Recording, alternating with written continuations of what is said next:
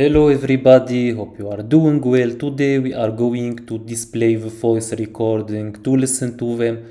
But first I want to fix a little issue. As you can see here, the bubble is too big, the size is wrong, so we need to fix it. And first let's understand why we got this result. If we go to our chat message cell, as you can see, when to know where to place my timestamp, I'm using the message text with the foreground style of dot clear.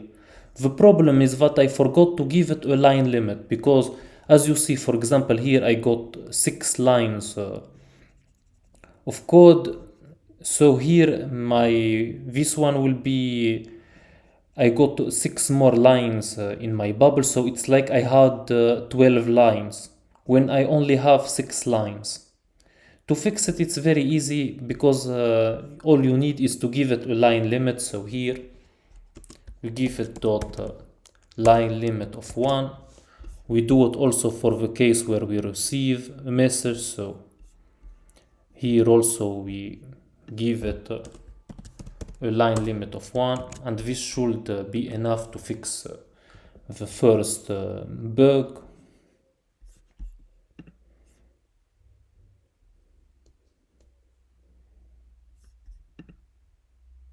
Okay, perfect. For now, at least it's good. Maybe later I will not keep it all the width. Maybe I will give it less width later. But it's not a problem for now. Now let's go and start working on reading our voice recording. And first thing I need to do is to make a function that enables me to play the sound. So I need a new view model. So new file, Swift file, and I will call it chat message cell view model. Okay, perfect. It will be a class of chat message cell view model of type observable object. And here I will need the audio player that I'm going to use to play the sound. So I will have var audio player of type AV audio player, and it will be optional. And then I will create my function. My first function, it will be function play sound. It will take sound of type string.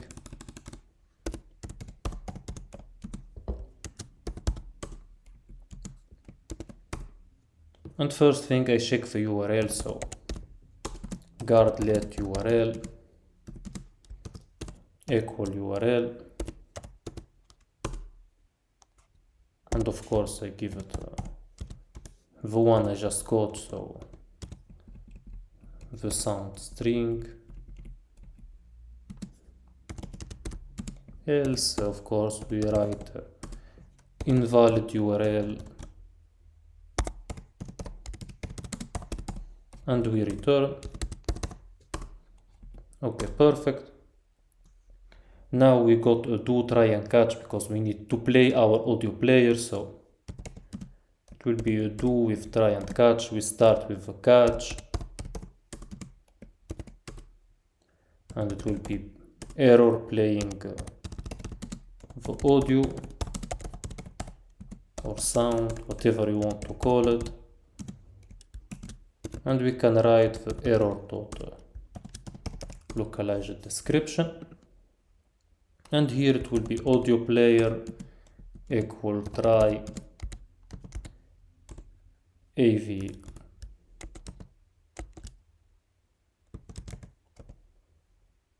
audio player, the one with contents off, and we give it our URL. And once that's done, we write audio player dot play. This is easy, and this is okay. And I think I forgot to import AVF audio. Okay, perfect. And this is beautiful, this function, but there is one little problem. This function will work if I already got the file downloaded, but if I don't have the file downloaded, I need to download it first. So I will need another function where we call this one. So I need a function where I download the voice recording file. So it will be function play audio. I will give it message as an argument, and it will be async throws. Okay, perfect. And let's first go to our view, implement everything we need to implement. Then we will go back to our view model to implement this function. So in our chat message cell, as you probably have guessed, we need first of all to call our new view model. So it will be add state object private var view model, and it will be equal to chat message cell view model. Okay, perfect. Now in the case where I'm the one sending, I also want if the message is of type is image or video, or also if it's of type audio, so or message of type is audio equal true. In this case also I want the spacing to be 0. Here I want also to have else if message dot is audio equal true. In that case I want to implement my button with action and label, and I will start with action. In my action I will call the function that I just created, so try await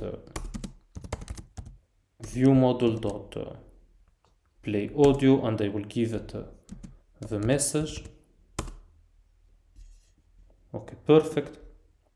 And here in the label I will use an image from my asset folder called voice. It will be dot resizable with a frame of width and height of 100 and the height of 20. It will be scale to fill, and I will give it a padding of dot horizontal. Okay, perfect. Here also I need to have a case where if message dot is audio equal true, in that case it will be spacer with a frame and width of 94. Okay, perfect so far. Also here I need to have or message dot is audio equal true, which is perfect so far. I need also to do the same when I'm the one receiving, so here I will also add or message dot is audio equal true. I will also need this one. I will copy it, else if message dot is audio equal true, and I will paste it here. And as you can see, I made apparently a little mistake. This one is wrong, it should not be here. I will cut it and paste it here. Okay, so that was a mistake I didn't see I did made in the previous video, but let's fix it now. Okay, perfect. Okay, we will also need the message audio, so else if message dot is audio equal true, we need to give it a spacer with a frame of width of 94. Okay, perfect. In this case also I wanted the padding of trailing to be 5 if message dot is audio equal true.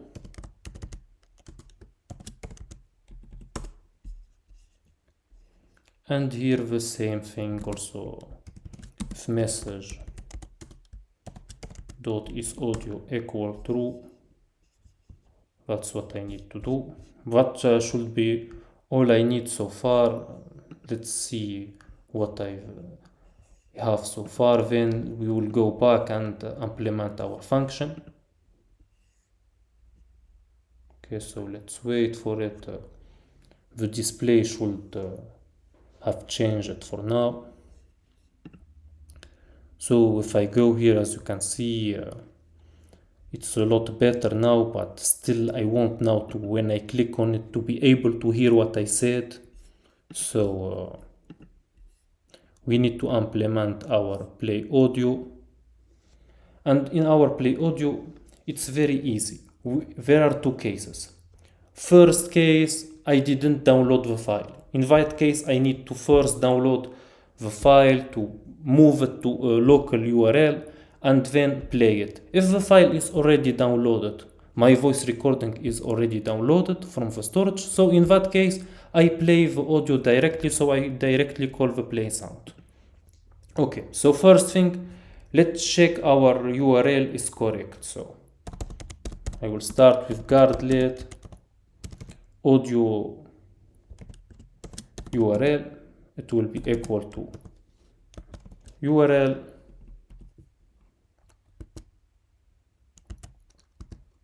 with the string of message.message text,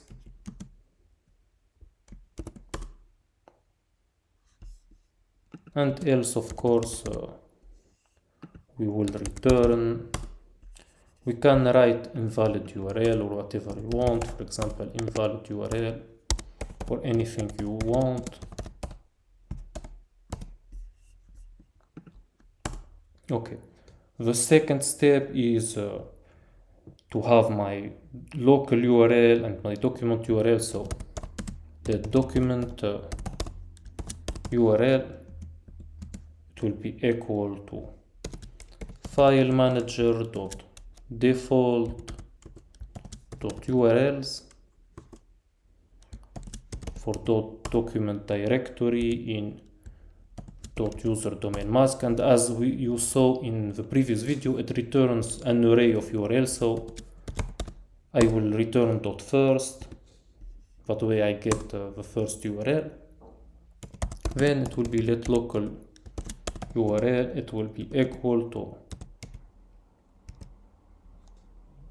document URL dot appending path component, and it will be audio URL dot last path component.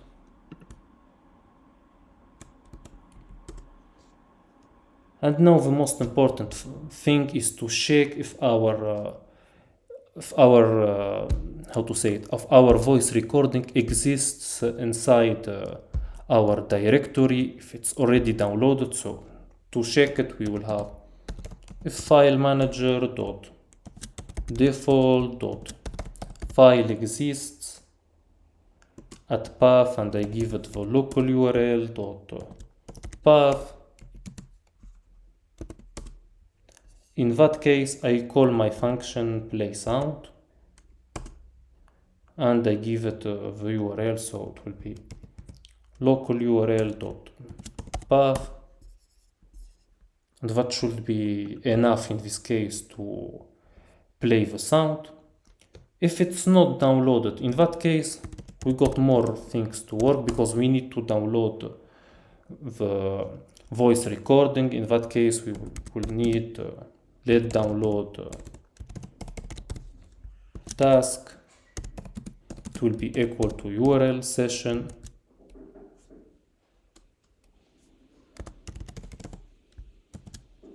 dot share dot download task.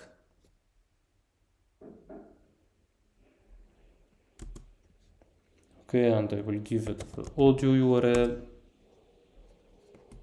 and it will return to me the temporary URL and the error.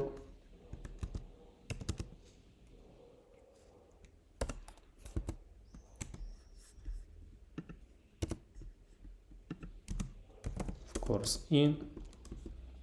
Now I'm downloading the file, so first thing, let's check that I got the temporary URL and the error is nil, so everything went perfectly and we did the download. So first thing, it will be guardlet temp URL equal temp URL,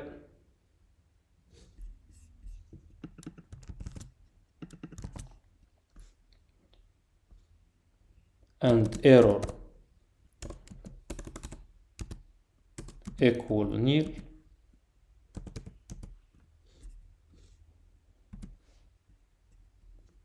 Of course, else we return, because if the temp URL is not what I want, or the error is not nil, it means something didn't go right, so no need to continue. If it went perfectly, all I need is to move my file that I just downloaded to the local URL and to then play my sound. So I will have a do, try and catch. So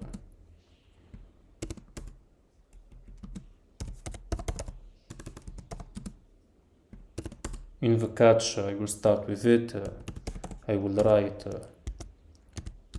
error moving file, and I will write error.localized description. And in the do, it will be I will need to move what I just downloaded to the local URL, so it will be try file manager dot default dot move item at the temporary URL to the local URL. That way the voice recording that we just downloaded, that is now in the temporary URL, I will place it in the local URL, and once it's done, I will play the voice recording. So I will call my function of play sound, and I want it to be executed in the main thread, so that's why I will add dispatch queue dot main dot async, and here it will be self dot play sound, and I will give it the sound, so sound dot, oh, I meant the local URL dot path, I apologize. Okay, perfect. Okay, and once all this is done, all I need is now download task.resume, so everything is executed, and that should be all I need to have everything working. If I run it now, everything should be working. Like I said, all you need, because we uploaded the voice recording, you need to be able to first download the voice recording and then read it, and then move it to the local URL and read it. So if I click on it, I should be able to listen to what I said. Hello everybody, and I'm sorry, I'm without it's without sound, that's why you didn't hear it. Hello everybody. Okay, and as you see, it's working perfectly. The voice recording is working, we are able to read it. It's perfect. I really hope you enjoyed today's video. If you did, like and subscribe, and as always, stay safe, stay healthy, and see you in the next video. Bye bye.